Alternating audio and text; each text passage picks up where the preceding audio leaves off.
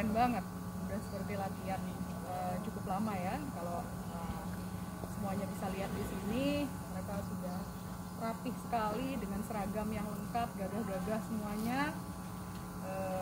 Sementara yang saya lihat adalah hasil pemberian materi PBB, dan semuanya juga keren-keren, bagus-bagus, patah-patah ya, rapi sekali, menunjukkan bahwa kedepannya mereka ini bisa bergerak dengan seirama sesuai dengan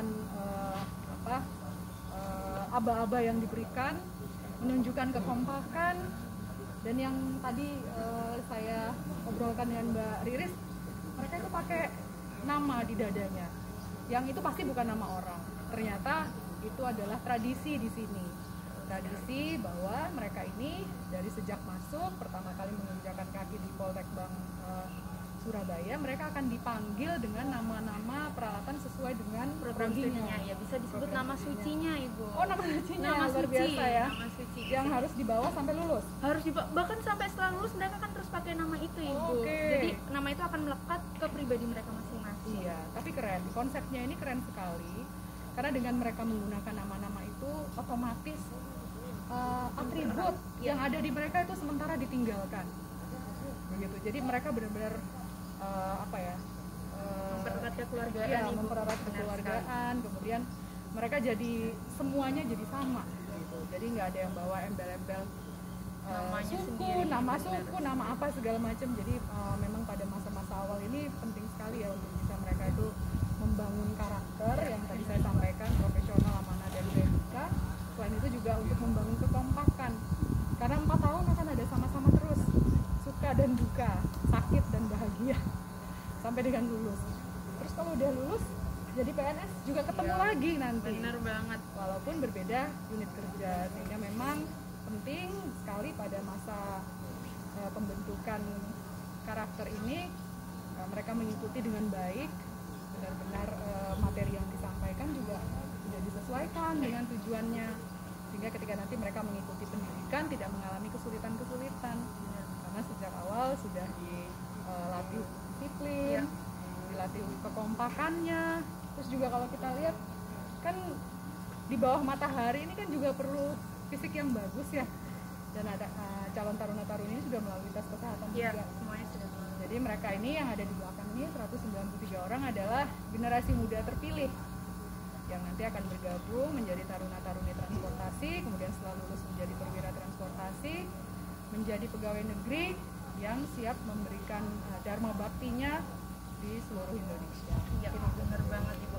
Tadi Ibu Cindy sudah menyinggung banget ya, banyak banget kesannya Ibu waktu sampai di sini. Terus ada hal tradisi yang melekat banget dari Poltek Bank Surabaya sendiri. Nah, untuk kedepannya nih Ibu, pasti adik-adik ini kan akan melaksanakan kurang lebih 3 tahun ya pendidikan di sini, karena kita melaksanakan program studi diploma 3.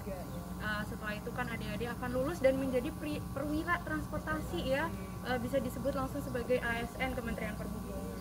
Nah, untuk adik-adik sendiri, harapan Ibu ke depannya ini gimana sih adik-adik untuk setelah saat melaksanakan pendidikan bahkan sampai nanti lulus dan kerja? Oke.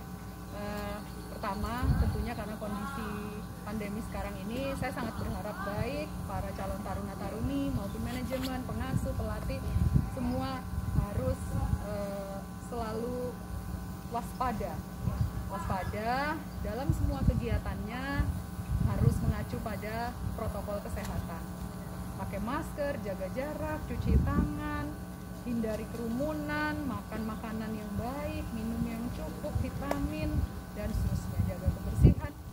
Itu yang pertama, karena memang kita masih dalam kondisi pandemi. Saya sangat berharap taruna-taruni yang sudah melalui berbagai macam tes ini dan diterima karena memang kondisinya baik akademik maupun fisiknya ini luar biasa, bagus semua, ini bisa dijaga dan dipertahankan sampai dengan lulus.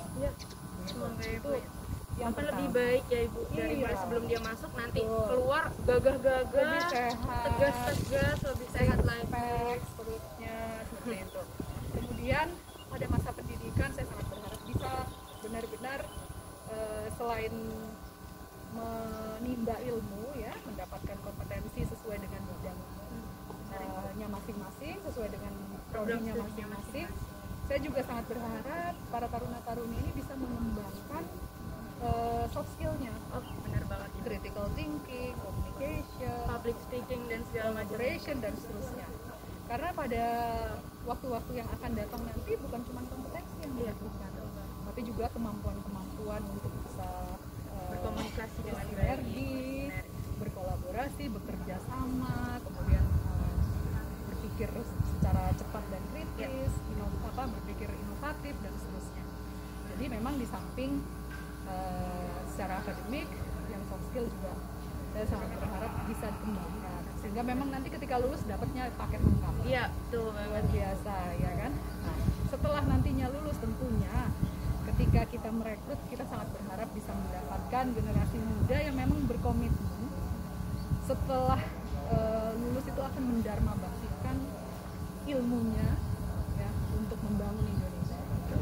Dari Sabang sampai Merauke kita sekarang dalam pembangunan yang sangat masif, yang tentunya hasil-hasil pembangunan ini harus bisa dioperasikan oleh SDM yang berkompeten, yang mumpuni, yang tadi saya bilang bukan hanya secara akademik tapi juga kemampuan-kemampuan soft skill lainnya. Gitu. Jadi saya hanya mengulang apa yang sering disampaikan oleh Pak Sesbadan, Pak Dr. Kapten Antoni Arif Priyadi kepada calon taruna-taruni maupun taruna-taruni yang sudah jadi ya, adalah baktimu telah dinanti.